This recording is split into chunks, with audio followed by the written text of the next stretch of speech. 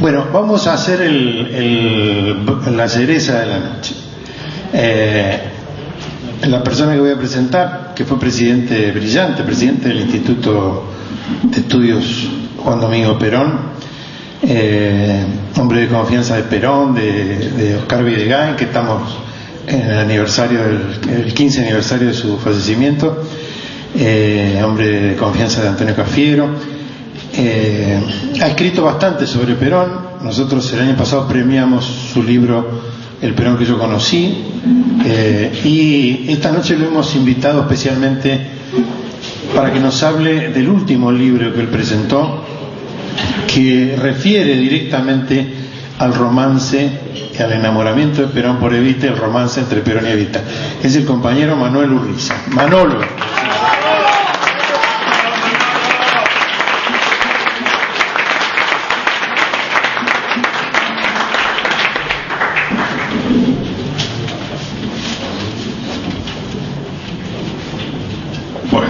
Buenas noches, compañeras, compañeros. Mi agradecimiento en primer lugar a Martín y a los compañeros de la agrupación por la invitación, que ya llevo varias que he tenido el gusto de recibir. Y en esta oportunidad, como decía Martín, la aprovecho para hacerles conocer este libro que acaba de publicarse, y que lleva por título Juan Perón, cómo conocí a Evita y me enamoré de ella, porque así se llama un documento escrito por Perón que no es desconocido, pero tampoco es muy conocido ni aún dentro de la propia militancia peronista, y que a mí me ha parecido que vale la pena mostrar y hacer conocer aún dentro de los propios compañeros, porque la relación de pareja de Perón y Evita ha sido tratada, pero tratada generalmente por no peronistas y con muy mala milk, como decía el general. Hay un libro de Tomás Eloy Martínez que se refiere a la relación Perón y Evita, que él tuvo por lo menos la sinceridad de llamarlo novela, y sabemos bien que la novela histórica o la historia novelada le crea al lector la duda de cuándo está leyendo novela y cuándo está leyendo historia, porque el autor se reserva el derecho de, en el mismo libro, hacer ficción y hacer historia, pero no dice cuándo empieza una y cuándo termina la otra. Y más recientemente ha salido un libro del doctor Nelson Castro que también se refiere a la relación Perón y Evita, y que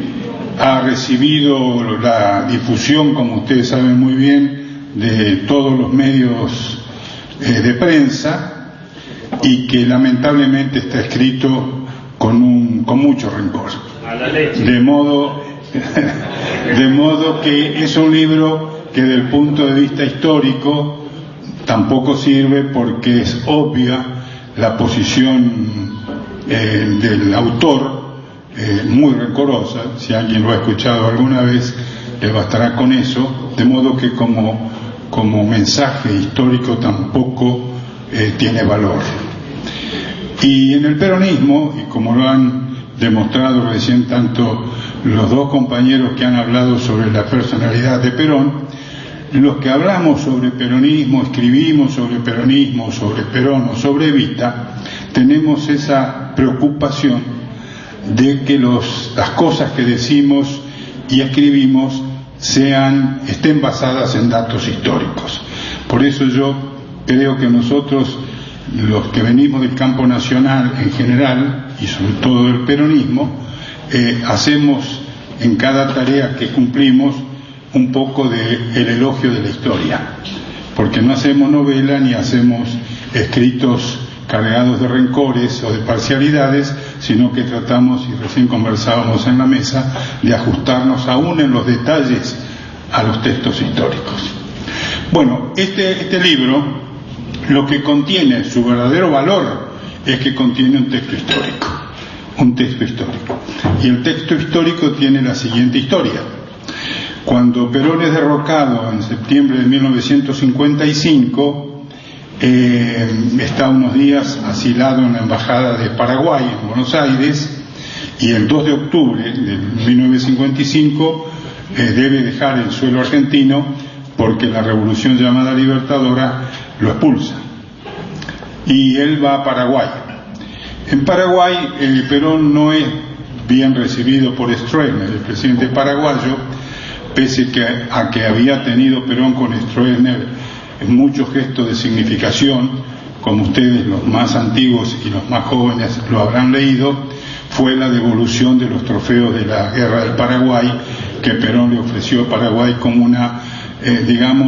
como una forma también de compensar aquella barbarie que había sido la Triple Alianza y la unión de Argentina y Brasil contra el Paraguay de Francisco Solano López. Sin embargo, Stroessner lo recibe con cierta frialdad a Perón, que era comprensible en el sentido de que Perón era, como había dicho bien Cook, el autor de El Hecho Maldito en Argentina y en América Latina, hecho maldito que inquietaba mucho a Estados Unidos. Entonces, haber sacado a Perón del gobierno o pensar que lo habían hecho a un lado al autor del Hecho Maldito era congraciarse con Estados Unidos. Lo cierto es que Perón está unos pocos días en Paraguay debido a esta situación. El pueblo paraguayo lo recibe con entusiasmo, hay manifestaciones en Asunción en apoyo de Perón, y Perón tiene que salir de Paraguay y hace una breve gira por América Latina, aunque parezca mentira, buscando dónde poder quedarse, buscando un asilo. Finalmente recala en Panamá, estamos en noviembre de 1955, recala en Panamá, y el gobierno de Panamá, cuyo presidente era Arias Espinosa, lo recibe, y además un dato que después vamos a volver a él, que es interesante históricamente, no solo lo recibe, sino que designa a un teniente joven de la Guardia Nacional panameña, que era el ejército panameño, como nexo entre el asilado y el gobierno para lo que Perón pudiera necesitar. Perón se instala en la ciudad de Colón, en el norte de Panamá, sobre el mar Caribe. Está primero solo, muy solo, lo acompaña el doctor Pascali, que había sido hasta ese momento embajador de Argentina en Panamá. Cae Perón, cesa el embajador, obviamente. Pascali había sido rector de la Universidad Nacional de La Plata y es uno de los primeros argentinos que lo acompaña a Perón en Colón, en Panamá. Después se acercan otros argentinos, entre ellos un compañero que está actuando en este momento en el peronismo de Buenos Aires, Ramón Landajo, y que yo pensé que iba a andar por acá Ramón, ¿no? Y 4 o 5 compañeros más, después se van sumando otros, pero Perón en ese momento está realmente solo, está con estos 4 o 5 compañeros argentinos en un país amigo, que se había comportado como amigo, pero extranjero. Hasta hacía pocos meses Perón había sido ovacionado, como siempre, por las masas argentinas, había sido derrotado en un acontecimiento militar lleno de traiciones, y sobre todo Perón tenía un motivo de soledad y de preocupación íntima, que era desconocer el destino que la llamada Revolución Libertadora le había dado al cuerpo embalsamado de Evita. Cuando Perón sale de Buenos Aires a Paraguay, dispone que el cuerpo embalsamado de Evita quedara en el local de la CGT, en la calle Sopardo. Pero a partir de que él sale del país, pierde toda información de qué había pasado con el cuerpo embalsamado de Evita, y sobre todo en un momento en que estaban llenas de versiones perversas las informaciones que le llegaban a él o que circulaban, en el sentido de que se comentaba que el cuerpo de Evita, por un lado, había sido arrojado al río de la Plata, o que había sido quemado, o que había sido vejado. Es decir, esta incertidumbre por la suerte del cuerpo embalsamado de Evita la va a tener Perón por 16 años. Recién en el año 1971 va a poder tener la certeza, cuando recibe en la quinta 17 de octubre en España, recibe el ataúd con el cuerpo de Evita, lo abre y formalmente reconoce que es ella. Durante esos 16 años Perón desconoce absolutamente qué había pasado con el cuerpo de Evita. Es decir, en medio de estas angustias, de estas soledades, de estas penurias, Perón se pone a escribir textos cortos de política que se publican en revistas de Caracas, de Bruselas, de Madrid, y que luego él las va a reunir en un libro que ustedes conocerán sin duda, que lo llamó Del poder al exilio, quiénes y cómo me derrocaron. En medio de esos escritos políticos, donde él explica cómo gobernaba, cuáles eran los objetivos de su gobierno y quiénes lo derrocaron y lo traicionaron, etcétera, etcétera, él introduce un texto que tiene unas 40 páginas que él llamó Cómo conocí a Evita y me enamoré de ella. Yo creo que no es difícil entender que un Perón solo, angustiado, en un momento dado tenga la necesidad de replegarse en el recuerdo de Evita. Y si uno lee el texto, ese documento está completo aquí y es obviamente el centro del libro.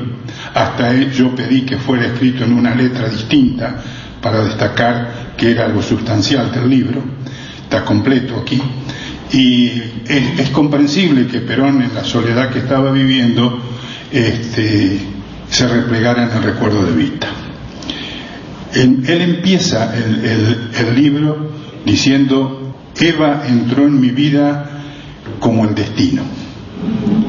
Y entonces empieza a contar que se encontraron en el Luna Park con motivo, historia ya conocida, del terremoto de San Juan, que hubo muchas víctimas en el año 44, enero del 44, y que el gobierno, a través del área que él conducía, que era la Secretaría de Trabajo y Previsión, había dispuesto a realizar colectas en todo el país y movilizar a la sociedad para atender las necesidades de las víctimas del terremoto. Y en una de esas se hace un festival artístico en la Luna Park en enero del año 44, y allí se encuentran Perón y Evita. Hay quienes dicen, hay versiones, hoy las charlábamos con Chumbita y con Pestaña, que hay versiones de que ya se conocían de antes, que Mercante los había presentado, pero yo lo que digo en el libro, y está corroborado históricamente, que en ese momento se encuentran. Es posible que se hayan conocido antes, por eso yo no he puesto que se conocieron, sino que se encuentran. Y se encuentran, me parece que el encuentro, más allá que se hubieran conocido antes, que se encuentran significa que se encuentran para una tarea común, porque ahí Perón, ustedes lo van a ver, empieza a contar cómo lo impresiona Evita por su entusiasmo, por sus ganas de trabajar, etcétera, etcétera, lo cautiva, la describe amorosamente. Por eso cuando decía Martín, a mí me toca la parte romántica, diríamos, yo diría la parte de sensibilidad humana, porque en esta distintas facetas que estamos presentando sobre Perón, está la faceta del ser humano, que es una faceta fundamental. Como decía alguien, para entrar con lucidez en el futuro hay que tomar envión desde la historia.